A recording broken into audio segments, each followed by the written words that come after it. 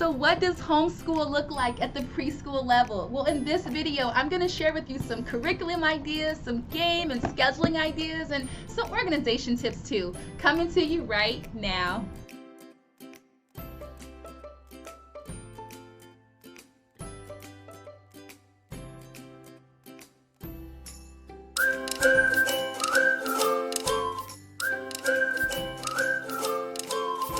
Well, my name is Brianna. I used to work outside of the home in the early childhood field, and now I am a mommy of two, and I teach my little ones at home. I have a 3-year-old and I have a 1-year-old, and I'm going to focus really in on the preschool level and some tips and things that I'm using to start off our preschool year. So let's start with the first thing is you. Let's start off with you, the mommy, the teacher. So I believe that at this level, preschoolers learn through play. And so before we get the playing, we have to first make sure that what we're playing with is age appropriate. And one way that I determine that is I printed off the Illinois Learning Standards. And this just kind of gives me an idea of opportunities of things that at this level they could be learning. Now, this is very comprehensive, but you can find not just your state early learning standards, but you can also look up like the CDC milestones, or you can look up, I have a portfolio that I do for my children.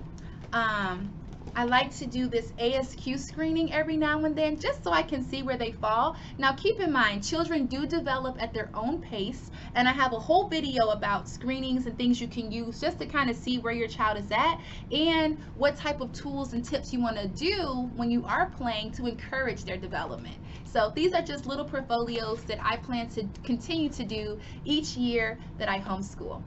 So oh, and just to give you a closer look on that, in the portfolio, my little checklist, so like Jabin's in preschool now, so we're going to do a self-portrait at the beginning, the fall, and probably just the fall and spring, developmental goals, the screening and assessment, and then I'll also include some work samples. And really, those will make some great keepsakes for the years to come too. So let's go on to curriculum. So I'm so excited about this curriculum. This curriculum is only 13 weeks. So this video is really focused on the fall semester, and we're gonna just start off a semester at a time. So I found this curriculum. It's called God Made the World in Me, and it's a 13-week comprehensive 6-in-1 curriculum lesson, and it's all things creation in nature. And what I love about this curriculum, it's not a bunch of worksheets, it's very hands-on. So really it's more of like a teacher manual, and it tells you how to prop the materials. So like week 1, lesson 1, you have your getting ready for your materials, and then it has like for each area, whether you have centers in your classroom or if you have a basket or a bag, but like for God Creates Light, we're going to be exploring the flashlights.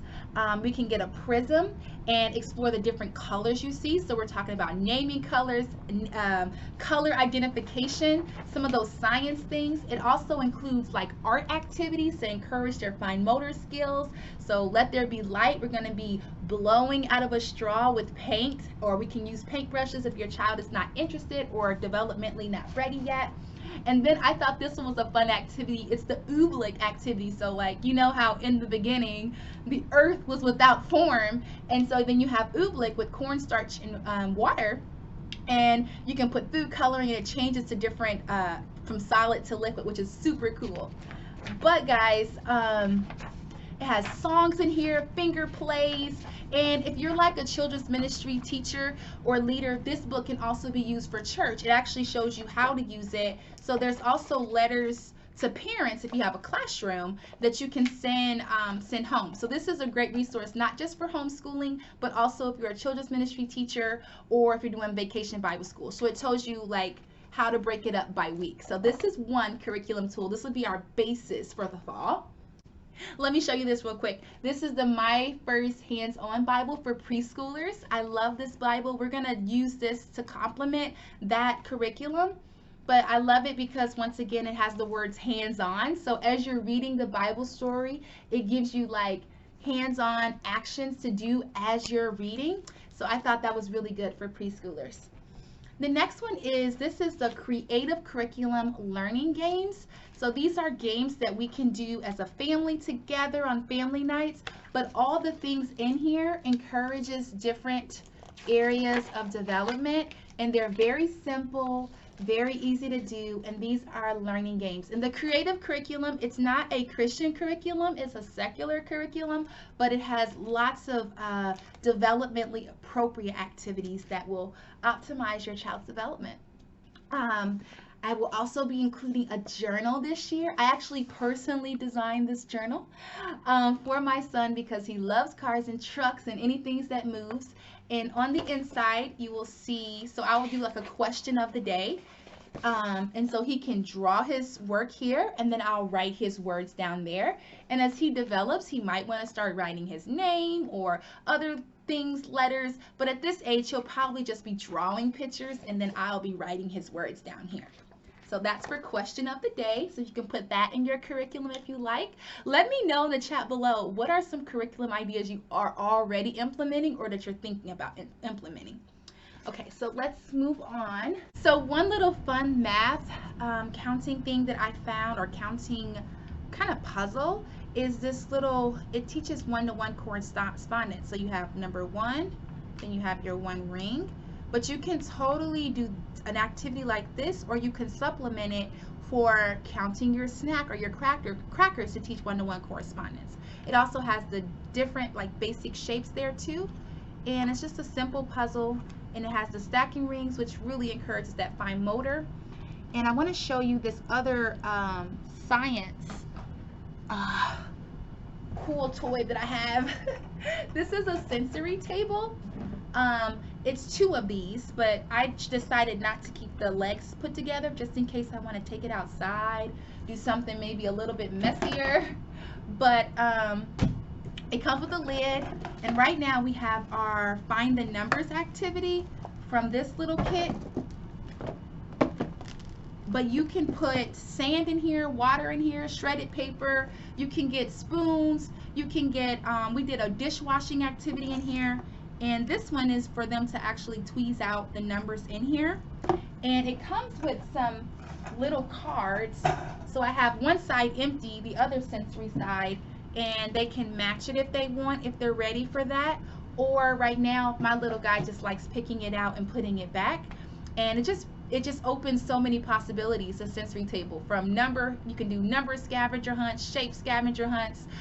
You can do animal scavenger hunts. You can just do different type of textures for them to start some conversation. How does it feel? What does it smell like? And it goes on and on. You know, preschool age is the perfect age to start introducing Mother Goose. This is Mother Goose Treasury Book. And I've already actually posted some nursery rhymes on this channel. I do post read alouds and things like that for children. But this has all the nursery rhymes. And this is actually under 10 bucks right now at, I think on Amazon. I think it's like 8 bucks, $8.50 or so. And it's like 316 pages of nothing but nursery rhymes. So we definitely gonna be reading nursery rhymes, and it really helps with those early literacy skills. Another supplemental tool that someone actually gave me is the A to Z language arts. Now this one is not just like a letter of the week or something like that. Nothing wrong with that if that's what you're choosing, but it also extends on with different hands-on activities that you can do with the different letters. So it has like finger rhymes, it suggests different stories, it talks about above, around, so directional and positional activities, opposite activities, and so each letter has different activities that you can do with that. And I'm going to show you a mystery box that I use for teaching pretty much anything, and I love using it. Hold on, let me go get it. Okay, I'm back. So as I was saying, so when you're teaching concepts like letters, shapes, or any concept, it's so cool to include things like mystery bags or mystery boxes, because it's something about sparking the curiosity that can easily engage your child or your children. And I use stuff like this, excuse me, goodness. I use stuff like this all the time in the classroom, and you can put letters and let them guess. You can put objects. You can put whatever you're learning about in your curriculum in there, and that's just a really cool tool that you can use. So I'll definitely be pairing this with the mystery box, whether it be with finger rhymes, games, objects, letters, shapes, books. I've even put books in there, and it just makes it more fun. So this is the A to Z language arts book. Since we're going into fall, one of the storybooks that I really wanted to get was We're Going on a Leaf Hunt. I do plan to be very intentional with nature this semester, so doing nature activities, leaf hunts, scavenger hunts. I recently got my little guy for his birthday. He got this little microscope, so I thought this was super cool because you can look in there and get a closer look at things you find in nature. And then we have this little bug catcher kit. It also came with like a net. And so really just encouraging those observational skills, conversation, language, and all those things, all science things. I think this is the perfect age to explore. Another thing is the classroom magnetic letters. So this can go on any whiteboard, or if you have an art easel. I did a whole video on like preschool home supplies, so you could check that out if you want some more ideas. But yeah, and I can link some down below, but these are just lowercase letters that they can stick onto the whiteboard, and it just makes it into, you know, this is not a whiteboard, but you know, these are the letters, and you can do letters in their name. You can just let them explore. So those are great. Another thing, preschoolers are this is a time of social emotional development. So, you know, they have lots of emotions just like us, and they're still learning how to self-regulate just like us. And so I created these little calm down choice cards, and I'll make sure I link these below. And if you're not on the email list, I will send these to you free. It's a digital download.